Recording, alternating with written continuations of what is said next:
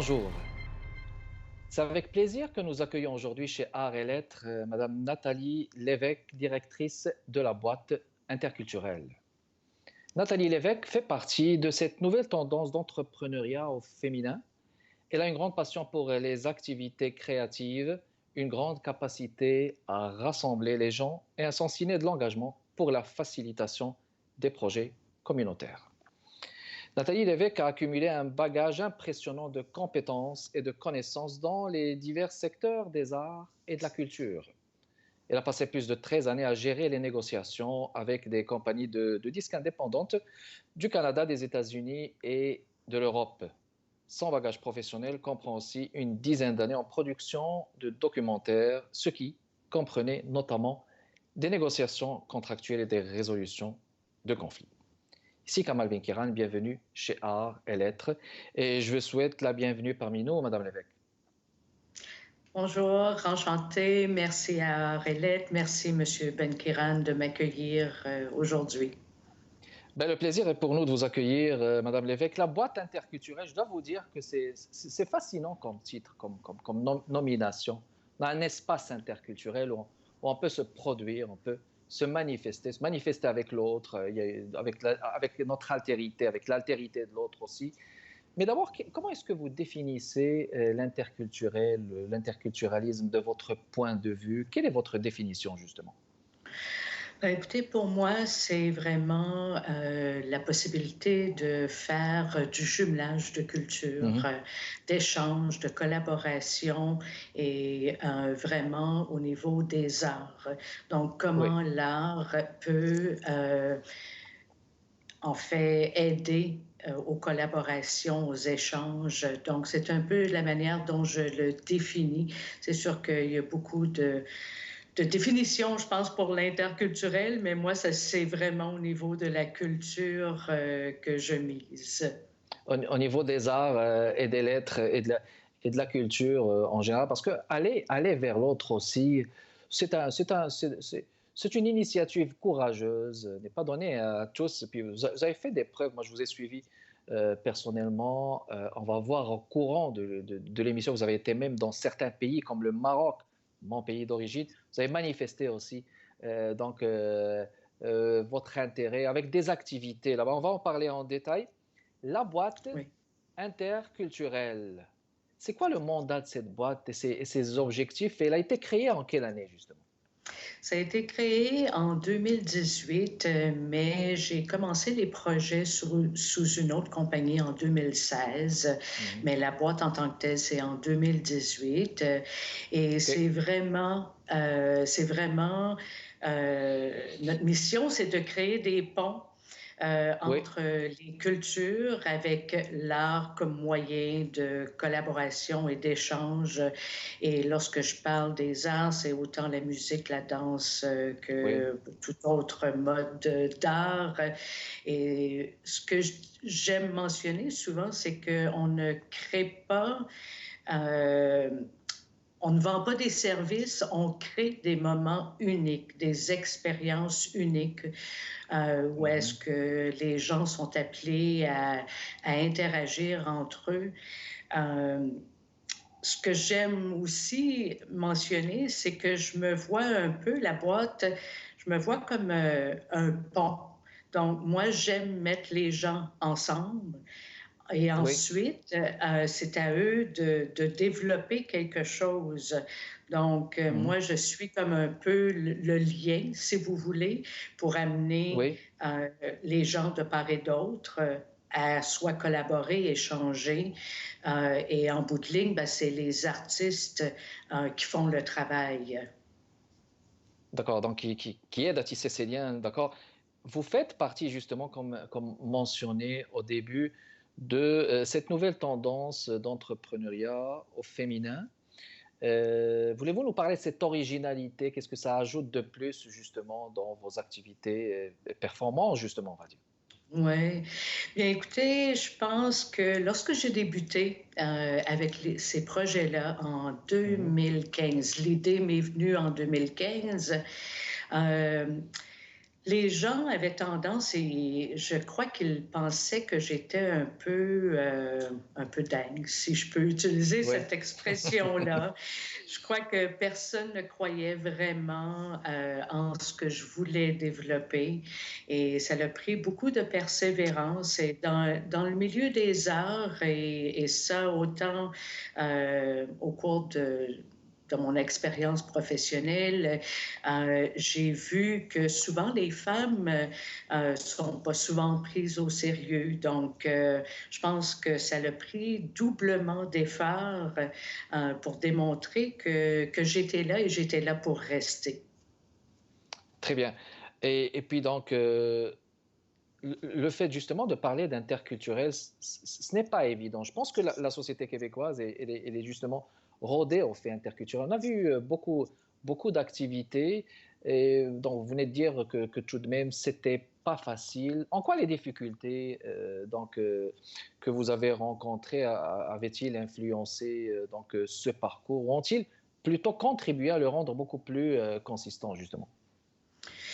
Je crois que pour moi, lorsque j'ai débuté avec ces projets-là, euh, ce que je me suis aperçue, c'est que il y avait beaucoup, et je dis ça bien humblement, il Mhm. y a beaucoup de projets similaires qui se font à grande échelle et ce sont de très, très beaux projets.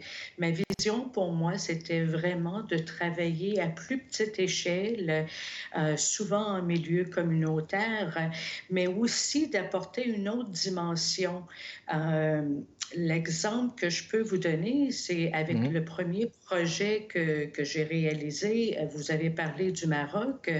Mhm. Les gens me disaient, mais pourquoi vouloir faire ce genre de projet-là à l'extérieur quand tu peux le faire, je ne sais pas moi, dans une salle de pratique à Toronto, à Montréal, Ouais. avec des groupes d'ici. Et pour moi, c'était important que les gens avec lesquels j'allais travailler puissent vivre la réalité de l'autre. Donc, Donc cette lorsque réalité, j'ai... on va rebondir sur cette Oui. réalité pour ne pas vous couper la parole. On va le faire juste après la pause publicitaire, mesdames et messieurs. Notre invité d'aujourd'hui, Nathalie Lévesque, restez avec nous. On est de retour avec vous, mesdames et messieurs, dans le cadre de Arts et Lettres. On parle de la boîte interculturelle. Sa directrice avec nous, Madame Nathalie Lévesque. Madame Lévesque, je vais vous laisser aller au bout de votre pensée. Vous parlez de représenter une réalité, même si vous produisez vos activités ou cette activité dont vous parlez au Maroc, même si vous la produisez à l'extérieur. Je vous laisse continuer à ce niveau.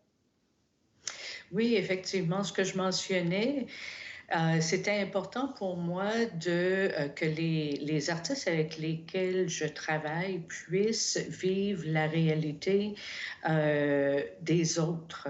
Donc, Mhm, lorsque j'ai amené un groupe dans le désert du Sahara, nous avons oui. quand même été 13 jours là-bas Mhm, et je crois que ça a contribué à, à ce qu'ils ont réalisé ensemble. mhm, Donc, et c'est important pour moi que ils puissent vivre oui. la réalité du Sahara Mhm. et que la même chose lorsque j'ai amené le groupe marocain au Canada, qu'ils puissent vivre la réalité canadienne.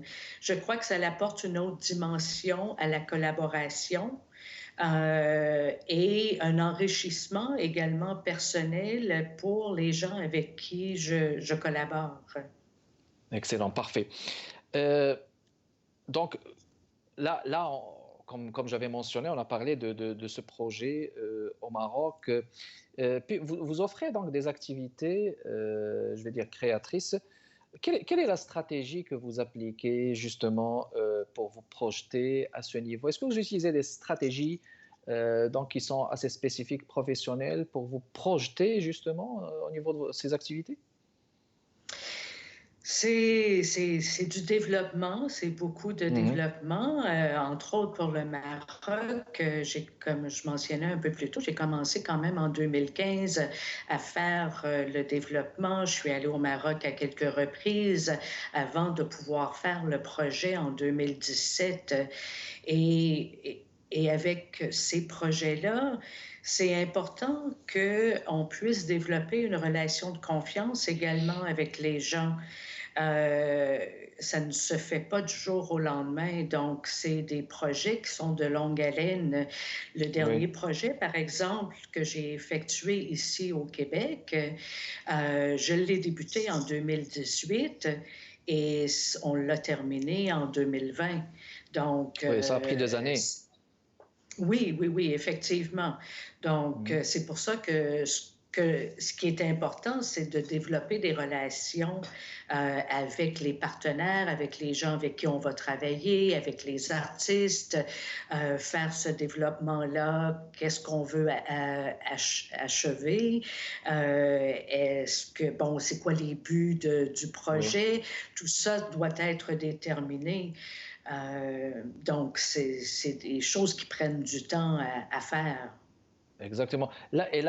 Juste en revenant sur ce projet au niveau du Maroc, c'était qui vos partenaires justement? Est-ce que vous avez eu du financement au Maroc aussi, Madame Lévesque, ou bien du financement ici du Conseil des conseils des arts et des lettres qu'on a ici, comme celui du Québec et de Montréal? Non, malheureusement, le projet a été effectué avec l'aide, le soutien de l'ambassade du Canada au OK. Maroc. Et j'avais comme partenaire le festival Taragalt qui ont contribué à notre hébergement et Oui. bon, Ça, c'est au sud du lorsque Maroc. nous étions. Oui, c'est ça. Donc, c'est un peu la façon dont ça a été réalisé. Pour la plupart des projets, c'est une question toujours de financement. Pour une petite Oui. entreprise comme la mienne, Mhm. euh, surtout au début, il faut démontrer que nous sommes sérieux, que nous sommes en mesure de réaliser Tout à fait. des projets. Donc, maintenant que, bon, ça fait quand même depuis 2016 que j'y suis, je commence à récolter le fruit de mon travail présentement, si vous voulez, mais ça a pris du temps. Et encore là, on dépend toujours des subventions sur lesquelles on applique. Oui, et les subventions et l'argent, le nerf de la guerre, comme on dit. Euh, bon, revenons à une question générale, si vous permettez, Madame Lévesque. Comment est-ce que vous évaluez le champ interculturel au Québec? Bon, on a l'impression qu'il y a des résistances. Bon, je veux dire, quand je parle de résistance, bon, on sait que la société québécoise, elle est foncièrement accueillante, mais au niveau de l'interculturel, peut-être ne pensez-vous pas qu'il y a une influence sur le fait qu'il y a un rejet du multiculturalisme au niveau du Canada et que les gens, plus ou moins, y croient, bon, relativement. Comment est-ce que vous l'évaluez présentement au Québec par rapport aux activités, à vos activités, ce que vous avez vu? C'est certain qu'il y a toujours du travail à faire, donc c'est là-dessus que je mise. Entre autres, le dernier projet que j'ai effectué, c'était sur l'utilisation de la musique comme outil de dialogue pour OK. rapprocher les gens. Donc, c'est vraiment là-dessus que je misais. Et ce que j'aimerais mentionner, c'est que dans tous les projets que j'ai effectués, j'essaie Mhm. vraiment à ce que ça ne soit pas un concert. Je ne Oui, suis pas là pour vraiment faire des concerts. Il y a des gens qui se spécialisent là-dedans là-dedans, et oui. ouais, je les admire beaucoup. Pour ma part, j'aime à ce qu'il y ait des échanges entre les musiciens, entre les artistes, avec les gens. Donc, c'est pas seulement un concert que l'on fait, mais bien des échanges pour pouvoir justement dialoguer et de trouver des pistes de solutions sur Tout à comment fait. effectuer le rapprochement interculturel. On l'a vu, je l'ai vu au cours de l'automne, on a fait environ 8 visionnements à travers le Québec Mhm. et on a rencontré des gens, ils nous ont donné leur point de vue et on voit qu'il y a un engouement et a un besoin d'aller dans les petites communautés, justement où ce qu'ils n'ont pas nécessairement accès à ce genre de projet et à ce genre peut-être de facilitation de discussion. Parce que les petites communautés, je pense, c'est là où les besoins se font sentir plus. Ben oui, je crois. Bon, je vous dirais pas qu'il n'y a pas de problème dans les grands centres, mais je pense que souvent, il y a beaucoup de projets qui se développent dans les centres urbains et pas nécessairement dans les plus petites localités. Donc, voilà. Donc, à ce niveau, bon, il y a toujours une cible particulière. Très bien, on va faire une pause publicitaire et on revient dans les prochaines minutes. Mesdames et messieurs, restez avec nous pour justement continuer cette discussion avec Madame Nathalie Lévesque, la directrice de la boîte interculturelle. On vous revient.